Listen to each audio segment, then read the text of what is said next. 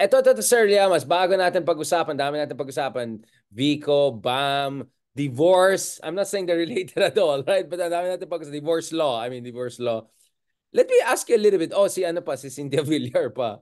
Oh, let me ask you a bit. May kumakalat, again, the reason I didn't write about it officially is because parang I don't know about the authenticity. I don't know kung sa Reddit yan or something. Ang sinasabi is, office ni Sarah is now in Robinsons. Diyan along Galleria ba? And then yung building daw na yan ay puro mga pogo daw nandun. I don't know saan galing yan. Ayan, Agent Edu Manzanas. Okay. Wait lang. Saan ba si Sarah? Saan ba talagang office na ngayon? Alam mo Well, ba? merong office ang Vice President eh. No? Kaya Pero nga, hindi siya doon kay...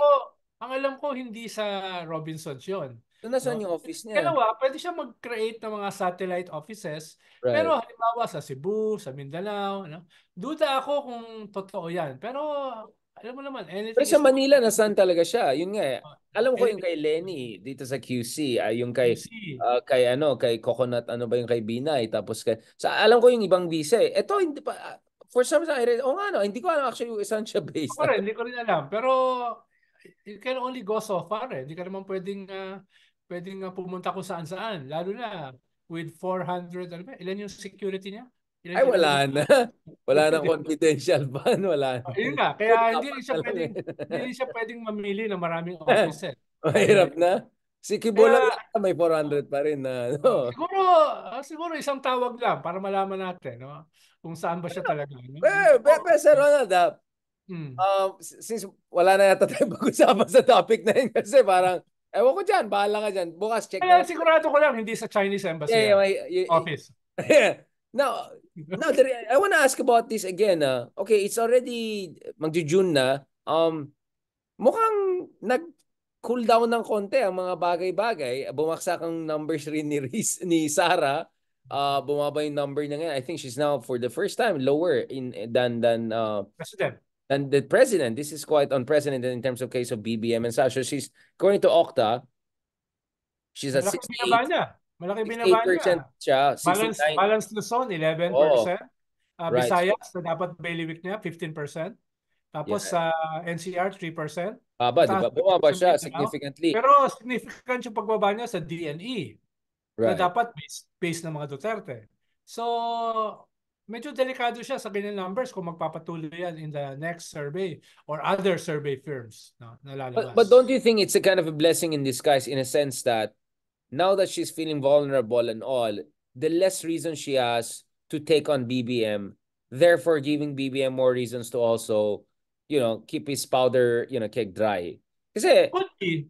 di ba? Pero Kasi kung dito, malakas na malakas si Sarah ngayon, feeling ko lalong magsusulsul yung iba, uy, let's go for gold na. Pero kung ikaw si Sarah ngayon, eto, nawala ka ng confidential fund, bumababa yung approval ratings mo, medyo alanganin yung situation, timing ka na lang, and who knows, maybe that will actually work in her favor kasi bumaba na intentions ulit eh. Yun ang yeah, could sinasabi ko be. sa'yo eh. Ayaw ni Kuting, ayaw din yung isa. So even if ang gugulo yung tatay na yan, they can still keep it at a certain level of threshold, below a certain parang nag-gray zone attack sila sa isa't isa, parang West Philippine Sea, di ba? That's Short a of total distinct war. that's a distinct possibility. Pero this past 2 weeks, at least four speeches ni President Bongbong, he was talking about destabilization. Ito yung pinakamarami niyang banggit sa destabilization. Tinawag pa nga niyang blatant destabilization. No? Alam ko kasi destabilization, blatant naman talaga yan eh. Kaya baka double negation yung kanyang statement. No? Kaya, Baka meron yung Kuting version ng disability. kaya nagulat ako At doon sa dalawang speeches na yan, nandun si Sarah. Yung sa PMA, nandun si Sarah sa likod niya. Sino ba naman ang destabilizer kung hindi yung pamilya? Di ba? Wala namang iba eh. Poker face si Sarah. Ikalawa, dito sa kanyang trip sa Brunei at saka sa Singapore, hindi niya ginawang caretaker si Sarah.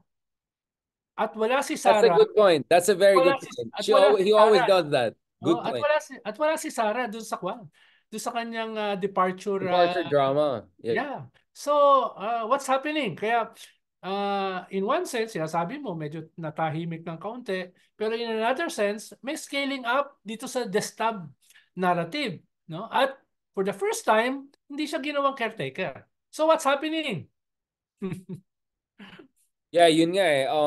So I think if you're Marcos right now, you feel a little bit better, right? You feel a bit more comfortable calling out nonsense or that destabilization. Sarah is getting weaker.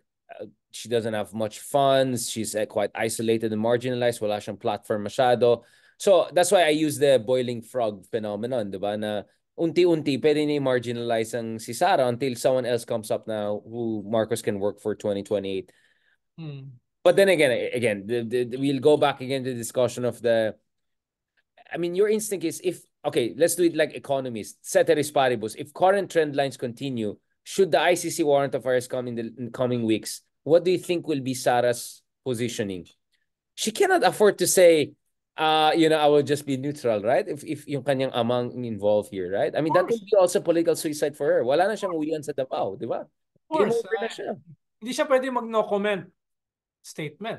That's very good point. Pero at the same time, pag sakaling nakapasok yung ICC at na-serve yung warrant, ibig sabihin, clearly may suporta ng gobyerno. Di ba? Clearly may position, may kailangan niyang pumosisyon as member of the official family, as member of the government. So malalagay talaga sa spot. No? Diyan. At kung sakaling makakapasok yan, yung ICC at magsaserve ng warrant, according to the timeline na sinasabi ni Senator Trillanes, then walang choice si Sarah. No? Wala siyang choice. Or she could just be a complete lame duck vice president with no political future whatsoever. Hindi naman siya kailangan mag-resign as vice president eh. Kailangan siya mag-resign as cabinet secretary. As let's say, nga, no. And then she will just, parang Lenny, ginawa kay Lenny na pinalis na lang ganon. Except I don't know if she can pull off what Lenny was able to pull off in spite of all of the limitations and problems and demonization and all of that. That's quite an interesting point, no? That's quite an interesting point. Sige, so now again, so if you were to bet right now, Marcos is in a much, much better position. And the next 6 months is definitely in his favor, right? Yes. Actually, yung message niya dito sa kanyang destabilization, numerous destabilization speeches, it's a message to the destabilizers. Alam namin what you're doing. No? We're on top of you. Yeah. You're digging your own grave. Yeah, that was a clear message dun sa mga plotters. But clear message in a sense na if you behave yourself, will not do anything anymore. I mean, yun nga yung point ko eh. My fear is hanggang dyan na lang. And then, ayaw mo na. Ayaw mo na. Yung mga kuting style politics. I don't know. I mean, I know my own stuff, but off the record. But on the record, parang there's always this worry in me na hayaan na lang nila yan or anything like that. Pero it's the midterm eh. If the Duterte survive beyond the midterm, then it's a different ball game. Ngayon kasi lahat nag-aalisa. 2026, yeah. Lahat nag-aalisa na sa kanila eh. Diba? Lahat nag-aalisa na sa PDP. At yung kanilang resources ay unless may direct funding from abroad, ay greatly diminished. No? Kaya they're also fighting for their lives, for their survival. But if they survive beyond the midterm, they can come back stronger, yeah. Si Sarah ay nasa top 2 going into 2028, then they might get a second win. At yung mga umalis sa kanila, some of them ay magsisimulang bumalik. So hindi sila masisiro. At yung grupo ni BBM ay hindi nakakasigurado sa Senado dahil marami sa kanilang i-adapt o isasama sa administration slate. Hindi sila nakakasigurado. Hindi sila nakakasigurado kay Aimee. Hindi sila nakakasigurado kay Pia. Hindi sila nakakasigurado sa Villar. Hindi sila nakakasigurado kay Francis Tolentino kahit aalis halimbawa sa PDP. Hindi sila nakakasigurado doon sa ibang mga i-adapt nila dahil hindi ito organic sa BBM Partido Federal. Hindi sila organic diyan. Kahit yung mga nasa lakas sa NUCD na tatakbo for the Senate like si Bong Revilla, hindi sila nakakasigurado diyan. So, kahit manalo yung admin slate o karamihan sa kanila, hindi sila sigurado dito sa mananalo dahil hindi sila organic kay BBM. Yeah, I understand. BBM has that weakness na wala siyang solid base even compared to Duterte's. My point is, if you are Marcos, the best way is to split the difference, Chinese style, in a way of you marginalize Sara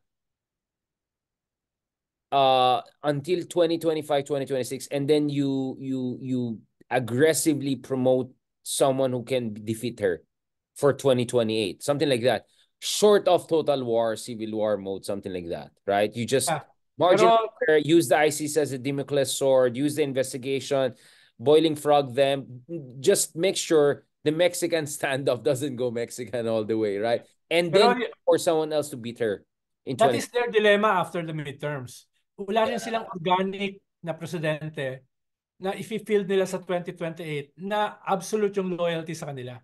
Kung sakali, there will be kingmaker supporting another candidate na hindi organically sa kanila. No? So, yun yung mangyayari sa kanila. So, they cannot be sure eh.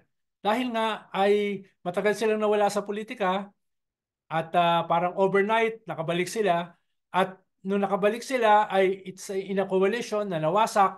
So, maraming problema going into the midterm, definitely going into 2028. Sa midterm lang nga eh, hindi na sila Right. sigurado kung sasama sa administration eh, ng mga kandidato eh. Lalo na sa 2028 kung kukuha sila ng isang kandidato na hindi talaga kanila. Yeah. Siyempre, yung kandidato na yun, pag naging presidente na yun, iba na yung mundo nun. Yun nga, you're right, Ronald. Each of them Yeah. have their own points of weakness nga eh. As I said, if you were Marcos now, you would feel better. But we cannot say the same thing in 10, 12 months from now. Yes. And if you were in Marcos, you don't. politics, and in politics, that's a short time. Huh? Yeah. The time element is everything. That's Yun nga eh. fast. Yeah, exactly.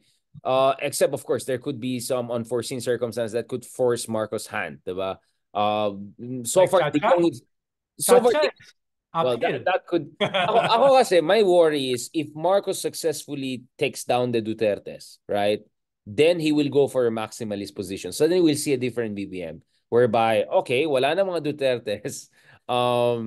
Hindi naman scary tong opposition na totoo. I'll go for gold, right? Sandro as prime minister, right? So I'm sure there'll be people who push for that. If we can take down Duterte, then the field is all ours. That kind of mindset. Kaya nga sabi ko, mahalaga talaga for the real opposition to also be ready here. Kasi everyone now is excited for Duterte's to go down, but you might get a different version of BBM if the Duterte's go down. Kasi remember, my argument was, the reason why itong unity ay nagwawatak-watak ng ganito is because walang opposition. So sila na lang nag-away kasi wala pa lang iwa eh. So the moment Duterte goes down and then BBM will say, yung pala eh, ako na, di ba? So then you will see a completely different BBM possibly. Kasi wala akong I don't trust our Western allies and partners in a sense that I know some of them are pushing for more human rights and democracy, but at the end of the day, it's geopolitics. And BBM, just like his father, will use that China and those elements to say, you don't want to lose me. If you lose me, there'll be Duterte's and also. Kaya nga, I'm still worried about the potentially maximalist, hindi na kuting, talagang Tigre of Norte version of BBM. But we'll keep it there because there's so much to discuss and ayoko ubusin yung mga susunod na episodes. And of course, we God willing, we'll have our own version of, second version of our Ilustrado Talks. Medyo aktivista version naman tayo this time. And dahil malapit ng Independence Day, itong National Flag Day na tayo ngayon, medyo ibang vibes naman tayo soon. Sir Ronald. Thank you very much, Sir Ronald Dimas. So next episode, pag-usapan natin, opposition. What should the opposition do? Salamat.